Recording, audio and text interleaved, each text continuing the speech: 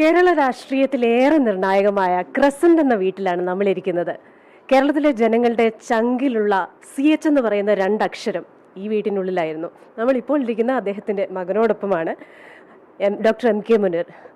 ആദ്യം തന്നെ ആരോഗ്യം ഓക്കെയാണോ? ആരോഗ്യം ശരിയായി വരുന്നു, പതുക്കെ പതുക്കെ. മറ്റു പ്രശ്നങ്ങളൊക്കെ ഇപ്പോൾ കുറവുണ്ട്. പിന്നെ ഇപ്പോൾ കാലിലൊരു മുറിവുണ്ട്, അത് ഉണങ്ങാനുള്ളൊരു സമയം, ഒരു 2 ആഴ്ച കൊണ്ട് പൂർണ്ണമായും ഭേദമാവും. പക്ഷേ സജീവമായി തെരഞ്ഞെടുപ്പ് രംഗത്തുണ്ട്. എന്തായാലും ആരോഗ്യം മെച്ചപ്പെട്ടിട്ടെ. ഒപ്പം തന്നെ ഈ ഒരു തെരഞ്ഞെടുപ്പ് കേരള രാഷ്ട്രീയത്തിൽ എന്തൊരു നിർണായകമായ മാറ്റം കൊണ്ടുവരുമെന്ന് അങ്ങ് വിശ്വസിക്കുന്നുണ്ട്? ഈ തെരഞ്ഞെടുപ്പിൽ ഈ 2 തവണ കേരളം ഭരിച്ച ഇടതുപക്ഷത്തെ താഴെ ഇറക്കുന്ന ഒരു തെരഞ്ഞെടുപ്പായിരിക്കും ഇത്.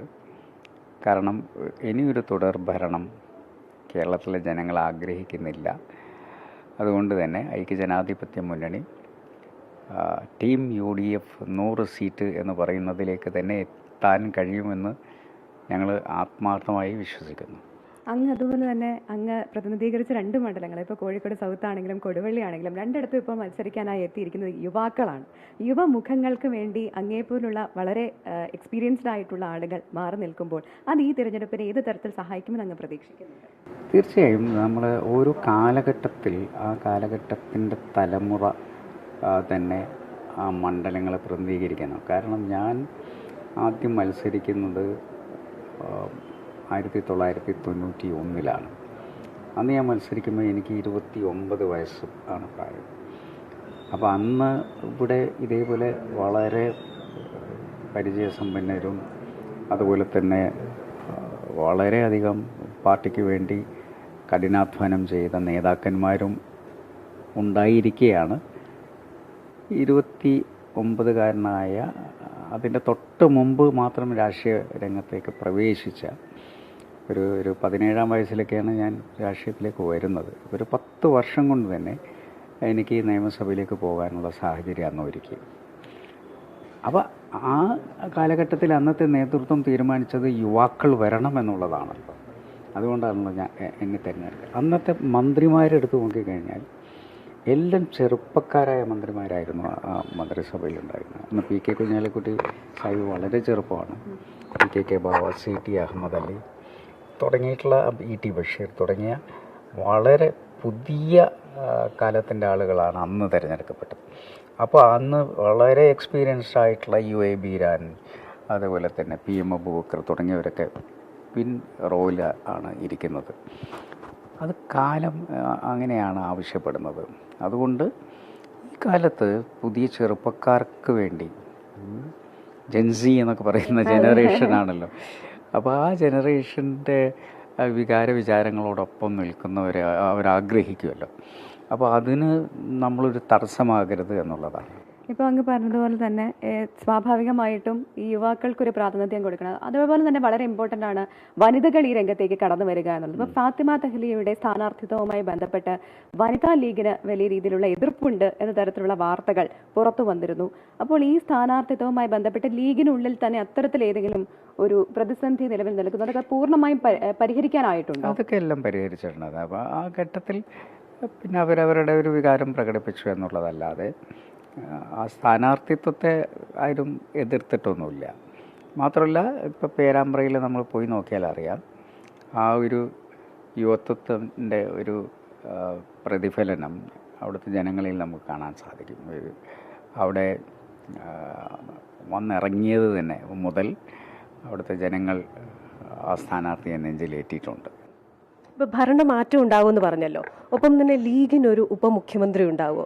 പിന്നെ എപ്പോഴും എനിക്ക് തോന്നിയിട്ടുള്ളൊരു കാര്യം, നമ്മൾ ചെറിയ ക്ലാസ്സുകളിലൊക്കെ കുട്ടികളെ പഠിപ്പിക്കുമ്പോൾ ഈ ആൺകുട്ടികളും പെൺകുട്ടികളും തുല്യ അനുപാതമാണ്. പക്ഷെ നിയമസഭയിലേക്ക് വരുമ്പോൾ മാത്രം ഈ 140 മണ്ഡലങ്ങളുണ്ടെങ്കിൽ എന്തുകൊണ്ട് 70 വനിതകളായിക്കൂടാ എന്ന് നമുക്ക് ആ ക്ലാസ്സിൽ പഠിക്കുന്ന കുട്ടികൾ തന്നെയല്ലേ വലുതായി വരുന്നത്? അല്ല, തീർച്ചയായിട്ടും. പിന്നെ ഇവിടെ എന്താണ്, അത് എല്ലാ രാഷ്ട്രീയ പാർട്ടിയിലും ആ പ്രശ്നമുണ്ടല്ലോ. കാരണം ആനുപാതികമായി ഏത് രാഷ്ട്രീയ പാർട്ടിയാണ് സ്ത്രീകളെ നിയമസഭയിൽ എത്തിച്ചിട്ടുള്ളത്?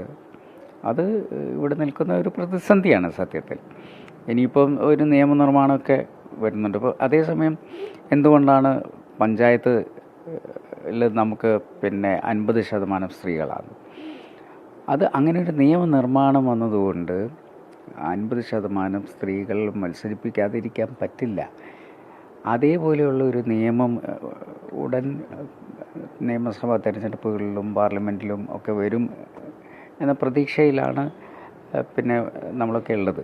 അങ്ങനെ വരുന്ന സമയത്ത് എനിക്ക് തോന്നുന്നു പിന്നെ നിർബന്ധമായും പാർട്ടികൾ സ്ത്രീകൾക്ക് പ്രാധാന്യം കൊടുക്കുന്ന അവസ്ഥയുണ്ടാവും. അല്ലെങ്കിലും കൊടുക്കണം തന്നെയാണ് ഞങ്ങളുടെ പോലെയുള്ളവരുടെയൊക്കെ ആഗ്രഹം. ഈ പ്രാവശ്യം സാധാരണ ഒരു ആളെ മാത്രം മത്സരിപ്പിക്കുന്ന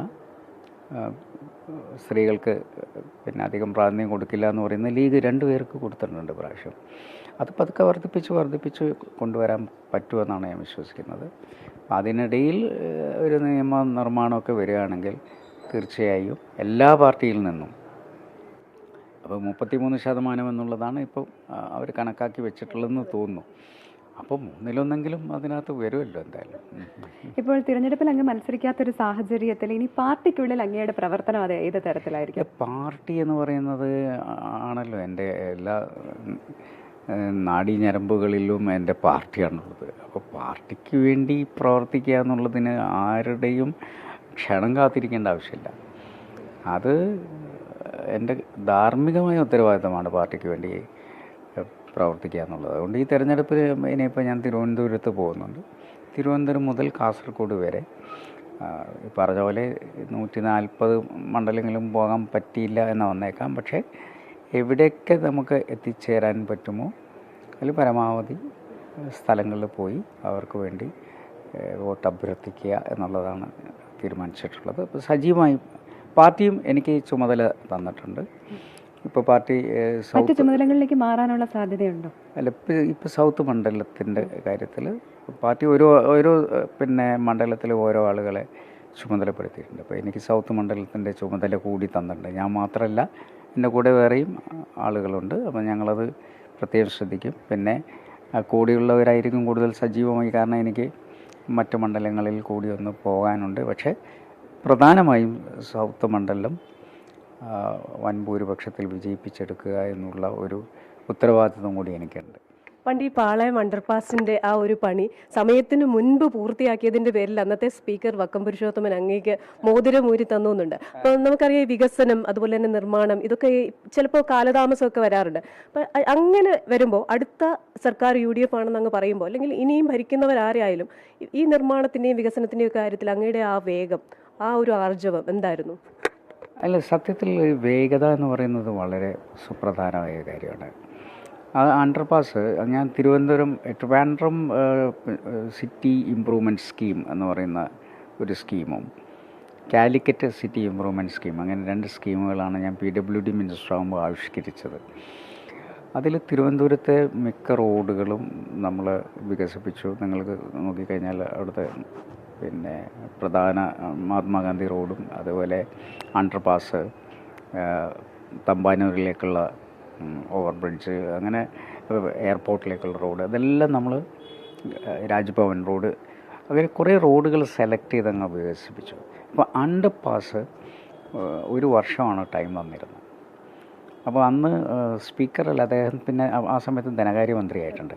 അപ്പോൾ അദ്ദേഹം പറഞ്ഞു സമയത്തിന് മുമ്പ്, അത് എൻ്റെ തറക്കല്ലിടുമ്പോൾ പറഞ്ഞു 12 മാസം. ഞാൻ പറഞ്ഞു 12 മാസം എന്നുള്ളത് ഞാൻ നേരത്തെ തീർക്കുമെന്ന് പറഞ്ഞു.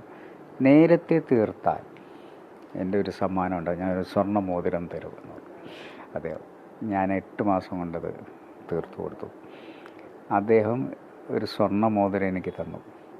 അപ്പോൾ ഈ മോതിരം ചിലപ്പോൾ ഞാൻ എടുത്ത് പണയം വെക്കുമോ എന്നൊക്കെ അദ്ദേഹത്തിന് സംശയമുള്ളതുകൊണ്ടായിരിക്കാം അദ്ദേഹം അതിൽ എൻ്റെ പിതാവിൻ്റെ ഒരു ചിത്രം ആ മോതിരത്തിൽ അടിച്ചിട്ടാണ് തന്നത്. എന്നിട്ട് അദ്ദേഹം പറഞ്ഞു, ഇത് നീ ഇനി ആർക്കും കൊടുക്കില്ല എന്ന് എനിക്കറിയാം.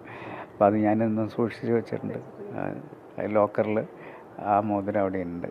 അതോടൊപ്പം തന്നെ ഇപ്പോൾ നമ്മൾ ഈ മാറി വരുന്നൊരു രാഷ്ട്രീയ സാഹചര്യമുണ്ടല്ലോ, ഇപ്പോൾ പ്രത്യേകിച്ച് BJP വോട്ട് ഷെയർ വർദ്ധിപ്പിച്ചു വരുന്നത് നമ്മൾ കാണുന്നുണ്ട്. ഇപ്പോൾ എന്നും പാർട്ടിയിൽ അങ്ങ് ഒരു മതേതര മുഖമായിട്ട് നിലനിന്നിരുന്ന ഒരാളാണ്. പ്രത്യേകം എടുത്തു പറയേണ്ടതാണ് അങ്ങയുടെ പ്രവർത്തനം. അപ്പോൾ BJP ഉയർത്തുന്ന ഈ ഭീഷണി അത് ഏതെങ്കിലും തരത്തിൽ ഈ മണ്ഡലത്തിലോ അല്ലെങ്കിൽ കേരളത്തിലുടനീളമോ ഏതെങ്കിലും തരത്തിൽ വോട്ട് ഷെയറിനെ അത് ബാധിക്കുമെന്ന് അങ്ങ് കരുതുന്നുണ്ടോ? നമ്മൾ വളരെ ശ്രദ്ധിക്കേണ്ടത്, ഇവിടെ സാധാരണ ഇടതുപക്ഷവും UDF തമ്മിലാണ് മത്സരം. ആ മത്സരം അങ്ങനെ തന്നെ ആകണമെന്നുള്ളതാണ് കേരളത്തിലെ ജനങ്ങൾ ആഗ്രഹിക്കുന്നത്. കാരണം ഈ വർഗീയമായൊരു ചിന്ത ഒരിക്കലും നമ്മുടെ ജനങ്ങളുടെ മനസ്സിലില്ല. അതുകൊണ്ടാണല്ലോ കഴിഞ്ഞ നിയമസഭയിൽ, അതിനു മുമ്പ് രാജഗോപാൽ ജയിച്ചിരുന്നെങ്കിലും കഴിഞ്ഞ നിയമസഭയിൽ BJPയുടെ ഒരു പ്രതിനിധി പോലും ഉണ്ടായിട്ടില്ല. അതിന് കാരണം എന്താണെന്ന് വെച്ചാൽ നമ്മുടെ ജനങ്ങൾ അടിസ്ഥാനപരമായി മതേതരത്വത്തിൽ ഊന്നി നിന്നുകൊണ്ട് ഒരു ധ്രുവീകരണം ആഗ്രഹിക്കുന്നില്ല. അത് ഏത് ഭാഗത്തു നിന്നായാലും, അത് BJP മാത്രമല്ല, അത് ന്യൂനപക്ഷ സമൂഹത്തിൻ്റെ ഇടയിൽ തന്നെ തീവ്രമായ രാഷ്ട്രീയം പറയുന്ന രാഷ്ട്രീയ പ്രസ്ഥാനങ്ങളുണ്ടായിക്കഴിഞ്ഞാൽ അതിനെയും നമ്മൾ ഇപ്പം മുസ്ലിം സമുദായത്തിൽ നിന്നാണ് ഒരു അത്തരത്തിലുള്ള സംഘടന വരുന്നത്, അതിനാദ്യം തള്ളിക്കളയുന്നത് ആ മുസ്ലിം സമുദായം തന്നെയാണ്. അതിൻ്റെ അർത്ഥം എന്താണെന്ന് വെച്ച് കഴിഞ്ഞാൽ അവരാഗ്രഹിക്കുന്നത് ഇവിടെ സമാധാനത്തിൽ, സഹവർത്തിത്വത്തിൽ എല്ലാ മതങ്ങളും ഒരുമിച്ച് നിൽക്കണമെന്ന ആഗ്രഹമാണ്. അതുകൊണ്ട് തന്നെ തീർച്ചയായും BJP ഒന്നും ഈ ഒരു തെരഞ്ഞെടുപ്പിൽ ഒരു ഭീഷണിയായി വരുമെന്ന് എനിക്ക് തോന്നുന്നില്ല. ഈ 90കളിലെയൊക്കെ അങ്ങയുടെ എഴുത്തിലൊരു ഹിന്ദു ഫാസിസ്റ്റ് അങ്ങനെ ഒരു മൂവ്മെന്റ് ഉണ്ടാവാം എന്നൊക്കെ പറഞ്ഞിരുന്നു. ഒപ്പം തന്നെ അങ്ങ് ഈ പറയുന്ന ന്യൂനപക്ഷ വർഗീയതയെയും അത് തീക്ഷ്ണമായി എതിർക്കുന്ന ഒരാളാണ്. പക്ഷെ നമ്മൾ ഓരോ തെരഞ്ഞെടുപ്പ് വരുമ്പോഴും ഈ ജാതി മത സാമുദായിക സമവാക്യങ്ങൾ അതുണ്ടാവുന്നുണ്ട്. പക്ഷേ നമ്മുടെ ഒരു പരമാധികാര ജനാധിപത്യ രാജ്യത്ത്, മതേതര രാഷ്ട്രത്തിൽ പൂർണ്ണമായും മതേതരമായ ഒരു തെരഞ്ഞെടുപ്പ് എന്തുകൊണ്ട് സാധ്യമാകുന്നില്ല എന്നൊരു ചോദ്യമില്ലേ? അല്ല, അതിലേക്ക് നമ്മൾ വരണം. വീണ്ടും നമ്മൾ കഴിഞ്ഞ കുറച്ച് നാളുകളായി ഒരു വലിയ ധ്രുവീകരണം, ജാതി മതം, ജാതിയൊക്കെ വല്ലാത്ത രീതിയിൽ സംസാരിച്ചു തുടങ്ങിയിരിക്കുന്നു. മതത്തെക്കുറിച്ചും അവനവൻ്റെ തുരുത്തുകളിലേക്ക് മാത്രം ഒതുങ്ങുന്ന സാഹചര്യം, കളം വരച്ച ആ കളത്തിനകത്ത് മാത്രം നിൽക്കുക, ഇതൊക്കെ നമ്മൾ ഉത്തരേന്ത്യയിൽ കണ്ടിട്ടുണ്ട്. ഗെറ്റോസ് എന്നൊക്കെ പറയുന്നത്, അവരങ്ങനെയാണ് താമസിക്കുക പോലും. മുസ്ലിങ്ങൾ താമസിക്കുന്നത് ഒരു സ്ഥലത്തായിരിക്കും, ഹിന്ദുക്കൾ ഒരുമിച്ച് ഒരു സ്ഥലത്തായിരിക്കും. ഇവിടെ അങ്ങനെയല്ലല്ലോ. ഇവിടെ നമ്മുടെ ഇടകലർന്ന് ജീവിക്കുന്ന ഒരു നാടാണല്ലോ. അതുകൊണ്ട് തന്നെ അയൽവാസിയായ ഒരു ഹിന്ദുവിൻ്റെ പിന്തുണയില്ലാതെ ഒരു മുസ്ലിമിനോ, ഒരു മുസ്ലിമിൻ്റെ പിന്തുണയില്ലാതെ ഒരു ഹിന്ദുവിനോ ഇവിടെ കഴിഞ്ഞുകൂടാൻ പറ്റില്ല.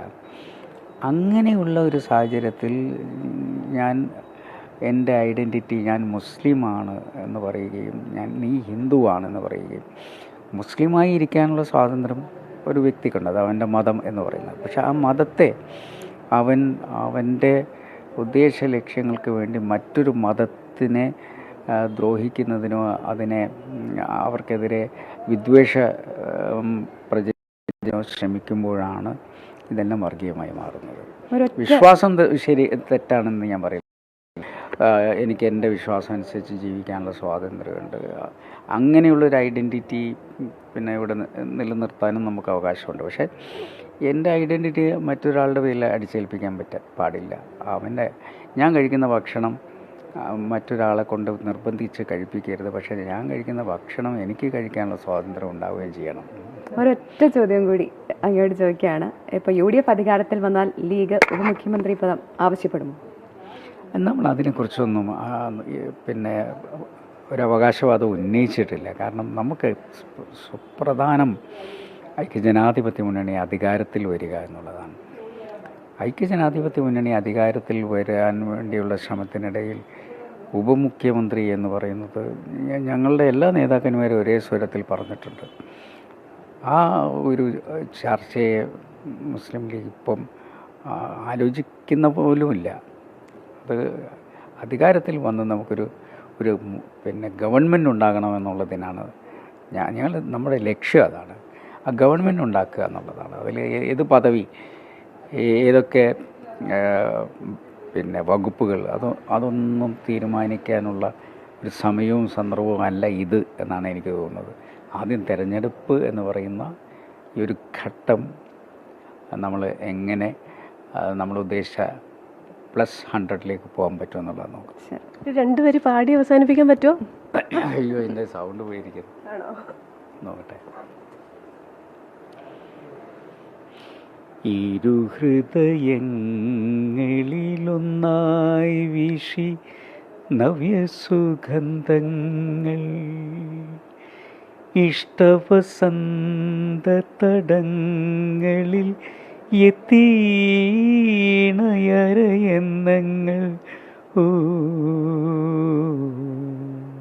Thank you so much. വളരെയധികം നന്ദി.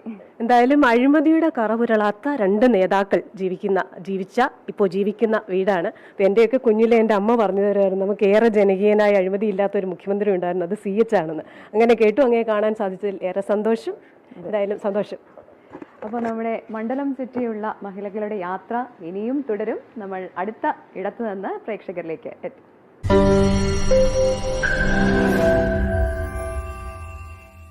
ലോകത്തെവിടെയായാലും ഏത് സമയത്തും 24 വാർത്തകളും ഓഗ്മെന്റഡ് റിയാലിറ്റി പാക്കേജുകളും എക്സ്പ്ലെയിനറുകളും വിശദമായി കാണാൻ ഞങ്ങളുടെ യൂട്യൂബ് ചാനൽ നിങ്ങൾക്ക് സബ്സ്ക്രൈബ് ചെയ്യാം.